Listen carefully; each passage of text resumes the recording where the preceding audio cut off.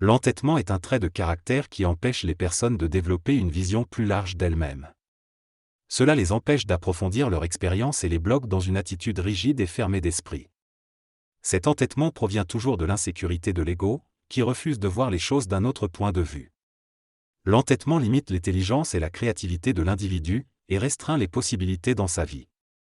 Il est important pour l'ego d'être ouvert et souple d'esprit pour pouvoir évoluer et s'épanouir. L'entêtement vient de la mémoire de l'âme, et non de l'intelligence réelle de l'homme. L'ego doit reconnaître cette vibration et apprendre à la contrôler pour libérer une énergie supérieure et une intelligence créative.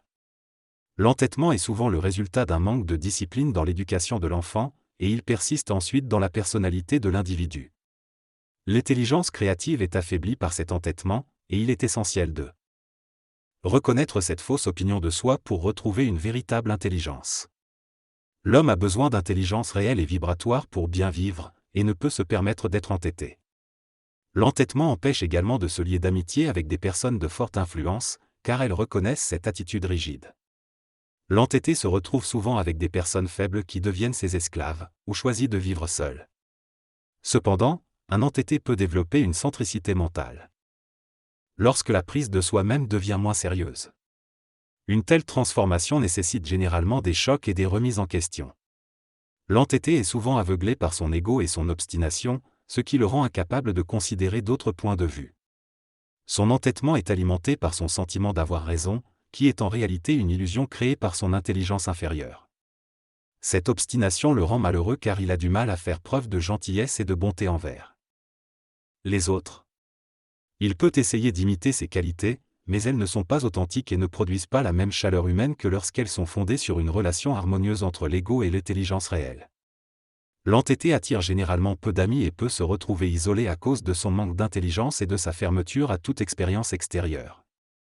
Il est préférable d'être têtu, c'est-à-dire d'avoir du caractère mais de rester ouvert aux autres et flexible dans nos opinions. L'entêté se coupe de l'expérience des autres et se replie sur lui-même, creusant un fossé entre lui et son entourage. Son ignorance est une illusion d'intelligence et il se fâche facilement pour tenter de prouver qu'il a raison. En fin de compte, il repousse les personnes bienveillantes et se met lui-même en marge de ceux qui possèdent une vraie intelligence et une volonté réelle. Le texte souligne l'importance de ne pas se fier aux apparences et de reconnaître d'autres aspects de la personnalité d'une personne qui peuvent jouer en sa faveur. Il met en garde contre le fait de se mettre en colère envers les enfants, car leur caractère peut ressortir avec force mais cela ne signifie pas qu'ils manquent d'intelligence ou d'expérience. L'entêtement est présenté comme un trait de caractère qui peut obscurcir la vie d'une personne et bloquer son intelligence réelle. Le texte explique que le plan astral est un monde où les différentes personnalités travaillent selon la mémoire de l'âme, ce qui influence la manière dont elle se manifeste dans la personnalité humaine. L'entêté est décrit comme un individu qui exhibe une apparente force de caractère mais qui en réalité est esclave de la mémoire de l'âme et dépendant de sa vanité. Sa perception des choses lui cache la réalité et l'empêche de développer une intelligence réelle. Son insécurité est niée devant les autres mais persiste au fond de lui car l'âme la garde en elle. L'entêté projette sa personnalité sur les autres, ce qui affecte ses relations humaines. Pour se corriger, il doit être confronté à des personnes capables de le repousser et ainsi l'obliger à revoir ses certitudes et à baisser pavillon. Sans cela, il continuera à jouer un rôle qui n'est pas authentique. L'entêtement est un signe d'immaturité et d'orgueil chez l'individu. Il bloque l'intelligence réelle et empêche l'harmonie avec les autres.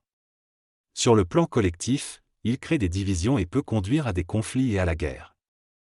L'air de parler et l'échange d'énergie vitale sont essentiels pour une société harmonieuse, mais l'entêtement les entrave. Pour progresser vers une intelligence supérieure, il est nécessaire de se débarrasser de l'entêtement et d'ouvrir son esprit à l'intelligence créative. Cela permettra une évolution de la race humaine vers une conscience supramentale collective. L'entêté est un individu qui se ferme aux autres et refuse d'écouter leur point de vue. Cela l'empêche d'évoluer intellectuellement et l'isole des autres, car il ne parvient pas à reconnaître ce qui ne va pas en lui. Pour développer une véritable intelligence et une conscience élevée, il doit remettre en question son entêtement et être ouvert aux expériences et aux perspectives des autres. Sinon, il se prive de nouvelles connaissances et doit répéter les erreurs du passé. Pour se libérer de cet entêtement, il doit s'ouvrir à de nouvelles impressions et améliorer sa sensibilité intérieure. Il est nécessaire qu'il prenne conscience de la connexion entre son âme et son ego, afin de se transformer et de s'affranchir du poids de la mémoire de son passé évolutif. En renouvelant son intelligence et en brisant les chaînes du passé, il pourra vivre une vie libre, harmonieuse et enrichissante sur le plan social. Lorsqu'une personne devient trop entêtée, cela peut affecter son esprit et l'empêcher d'être libre. Elle se retrouve liée au passé de son évolution plutôt que d'aller vers un avenir où la conscience est. L'intelligence sont des médiums pour engager un dialogue avec des intelligences supérieures.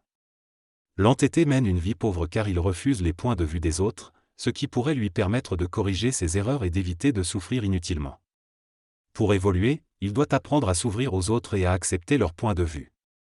Être entêté est néfaste pour l'individu et pour la société, car le dialogue est la seule force capable de rassembler et d'harmoniser.